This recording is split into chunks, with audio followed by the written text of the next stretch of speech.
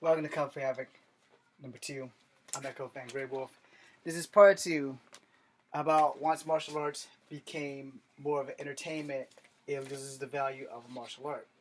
Now, what you see is 2 water bottles in my hand, which to most people they're like, oh, they're just water bottles. But in the right hands, plastic water bottles can be a very deadly instrument, especially if they have material inside, like water. Alright? Understand that if you are a true martial artist, everything you touch becomes a part of your skill set. If you have not been taught that, you have not been learning martial arts. I'm sorry, I just pissed off 30,000 people because a lot of people can't pick up a roll of paper towels and have 8 ways to totally disembowel your shit without getting any blood on these goddamn paper towels.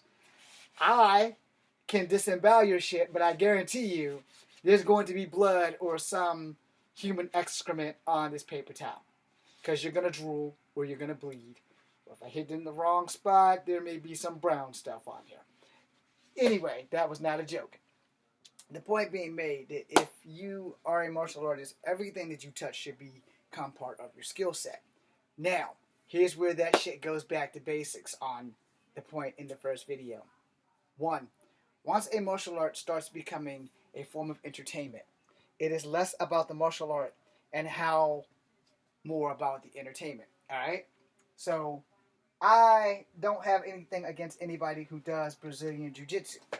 I suck at Brazilian Jiu-Jitsu. I've been out of the Army for 11 years. I was never in the Army full time to begin with because I am a nasty girl, which is Army National Guard. However, I got fucked up in boot camp, so I didn't get to serve the way I wanted to serve. I have an honorable discharge. I got a new hip. I need a second new hip. Now, I'm not going to just pick on Brazilian Jiu-Jitsu, but I'm going to start with picking on Brazilian Jiu-Jitsu. Now, normal Jiu-Jitsu has a lot of grapples and locks and takedowns. Jiu-Jitsu, I could be wrong, but this is what I was taught, so I will admit that I can be wrong. I learned judo before I learned regular Jiu-Jitsu. And I ain't talking about the shit where you're sitting in the Indian style. I'm talking about standing Jiu-Jitsu. Shit that you don't see nowhere no more. Okay? And this is before the Gracies made Brazilian Jiu-Jitsu a thing. There was standing Jiu-Jitsu the same way there was fucking standing Judo because I am a product of that. Alright? Like when you have Fujiwara arm locks and shit, that shit came out of Jiu-Jitsu and it was standing. It also came out of Judo. Not Brazilian Jiu-Jitsu, Judo and Jiu-Jitsu. Back in the late 70s, early 80s. I was born in 73. I started martial arts when I was 7. So 74, 75, 76, 77. About around 77, 78, Judo Jiu-Jitsu started making its apex. 79, I'm 5. 80, I'm 6.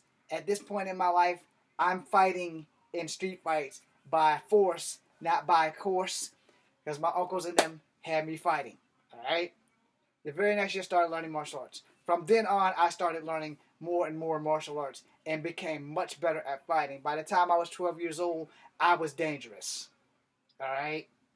So it wasn't a matter of when, it was a matter of who and how my next fight's going to work out. Now, I never got paid for this shit because my payment was I didn't get my ass beat. Alright? So, here's where it goes. When I started learning Judo, I started learning how to throw people bigger than me because Judo has a lot of fucking throws and grapples.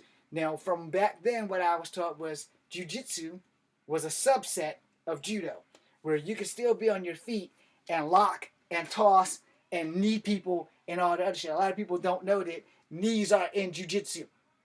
Not the Brazilian Jiu-Jitsu, but regular standing Jiu-Jitsu where there's no, you're on the mat Indian style and you gotta try and do this and flip this person over and whatnot. No, fuck that shit. I'm talking about old school 80s Jiu-Jitsu where you grapple like wrestlers and then you do locks. Now, that's the Jiu-Jitsu I was taught. Now, that shit does not exist anymore because that's been outweighed by Brazilian Jiu-Jitsu and that Jiu-Jitsu where you're sitting Indian style. Alright? I'm an old motherfucker. Trust me, there was a standing Jiu-Jitsu. I was taught it. Everybody laughs when I say that shit now that you got Brazilian Jiu-Jitsu. Same thing with Judo. Judo, you always started standing. When I push, you pull, you twist, you turn. You throw me over your shoulder. If I am bigger than you, you kick one of my legs in the shin because it's easier to throw somebody off of 1 foot versus 2 feet. So therefore, I know enough judo that I can kick your ass with it. I know enough jiu-jitsu that I can kick your ass with it. I know enough Brazilian jiu-jitsu that you're going to kick my ass, but you're going to catch all holy hell trying to get me on the ground so that you can use it. Alright? See how I break that out? I suck at Brazilian jiu-jitsu. I'm not going to fucking lie. But Brazilian jiu-jitsu is a sport versus a martial art. And yeah, I just pissed off everybody who does BJJ. It's a sport versus martial arts. Just like wrestling is a martial art that has become a sport. And like, how was wrestling a martial art versus a sport, but jiu-jitsu, Brazilian jiu-jitsu is a sport. Alright? You can get careers in all of them, which makes all of them legally a sport. But if you think long and hard, back in the day before wrestlers got paid and it was entertainment, they were doing shit that nobody else had ever seen before. Of course, there were no chair matches and shit like that, but way back in Roman Greco wrestling and shit, they were doing arm bars and shit like that too. But how could they do that had they not been exposed to anything from the East? Okay? You see where that's going?